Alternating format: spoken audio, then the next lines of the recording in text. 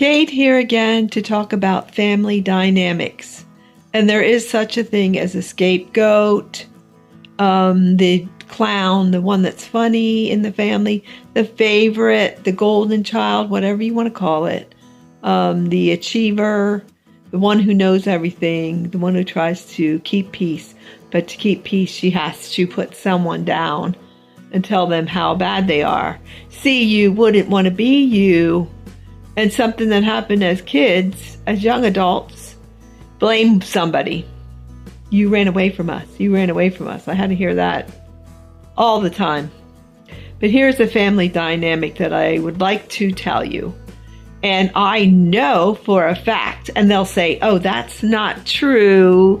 That would never happen. You're just paranoid. You're just too sensitive. No, the fact is, if it was one of the other ones, I won't say names, but I can tell you this. One of the other 3 out of the 7 sisters, nothing would have been said or being upset about. But when I was going to the family reunions, the Bumberger family reunions up in Pennsylvania, I was in charge of getting like gifts for the auctions and like door prizes too. Well, the one year I bought a really cute little cooler. I think it cost $15, this cooler, a small little cooler. And everybody put their name in a butter tub with a little slice, like making a slot to drop it in. So everybody that came to the family reunion put their name in the butter tub. And at the end of the day, around 6:30 at night, someone I had draw a name. And it was my niece, the oldest niece in the family, my mother's first grandchild. And she doesn't even look like any of us. But she was the spoiled baby by her dad. And her dad, who was 19 years older than me, was my mom's favorite golden child. And that's not always the best thing either, because you're expected to do stuff. And the smartest one who married someone in the Navy, that's not always easy either, because you got to deal with her expecting you to be that. But I was the spoiled brat baby, their personal property baby. And when they said to do something, I was supposed to just jump and do it. My achievements in high school, zilch. The big birthday party that my cousin Bert and Joan had for me was at the Royal Security Fire Company. The fire company never synced, where I had my 16th birthday party. They did get a cake with a ice skater on it. But let's go back to, but I paid for most of that. I was working at Hershey Park. But in my wedding, I had to give my mom money to pay for all the food. But that's just another thing. I don't care if they get acres and acres offered to them for $11,000. It's the idea that I'm always told that I'm full of bullshit. And it gets old. So anyway, at the Bumberger reunion, the name was drawn, and it was my niece, the oldest grandchild of my mother and father's, the daughter of their oldest son, and I drew her son's name, her oldest child's name. And I said his name, and everybody out there sitting on their lawn chairs and on picnic tables started yelling, "They're not here, they're not here, they're not here. Pick someone else, pick someone else." And of course, the oldest niece, my mom's first grandchild, was there. And she didn't agree with that at all, because it was her son. It was a $15 cooler. And I'm like, dumbfounded by this to this day. I can't believe this happened. And because I caved, I admit it, I gave in to the people saying, he's not here, he's not here, he's not here. So we drew another name, and it was one of the cousins. So we gave that cousin, we gave her the cute little cooler. Well, the oldest niece, the one I was raised with and always shot down, she was always right, I was always wrong. "It's my dad's car that we're going in. You are taking up too much room in this back seat of my dad's car." And all that, etc., etc. And I was always sent with them, always. I had no say.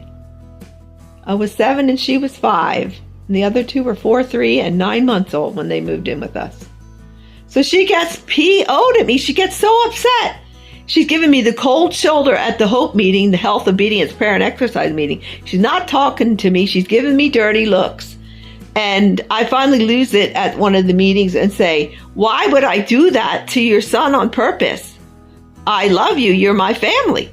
But she would have never done that to, I'm not going to say their names, but it's the truth. She would have done to 3 of the 7, especially the one who was married to the guy in the Navy. She would have never done that. It was okay to do that to me, though. That's one of the many plethora of reasons I have nothing to do with them and will have nothing to do with them. She got her dad's land now because she put a house on it. The Navy wife has the whole farm. The one who married my husband's brother has an acre. And they have it all. And I'm the spoiled brat who got everything?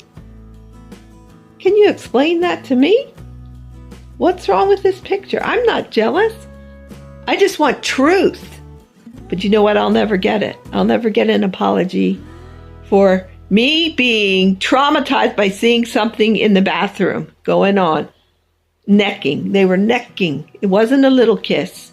And when Wayne the wino up in Connecticut came home drunk to his mom's house when I was up there with my sister, the oldest one, married to the drunk, he kissed me all over my face with his slimy, drunk, beer face. And I pushed him away and said, get away from me. When I tell my sister the next day, she tells him, and he says, I only kissed her goodnight like I kissed my own daughter. Disgusting. Humans are disgusting. But I will never get the truth ever from them. So it'll stay estranged until I get the truth. But you know that's not going to happen. The scapegoat. Oh, look at her reacting. She's the bad person. She's not acting like a Christian. God's watching you. But yet when you're in the bathroom, whatever, and I don't care if you were 4 years old, if you were taught what to do that's right, yeah, then I went astray and I date someone that they don't want me to, then I'm the abomination. But the other one gets coddled and I put scripture and I am the blame. I'm the bad.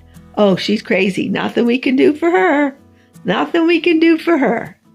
It's over, family. And I'm going to say this till my last breath. And if what the narcissist did to me, either something happened or she was being a narcissist with personality disorder, no one's going to change that truth. No one. Take care. Try to keep singing, dancing, making music, and having fun. And keep peace as much as possible. But you don't have to be the scapegoat. You don't have to be the one, the doormat they walk over and tell you what your life was. You don't.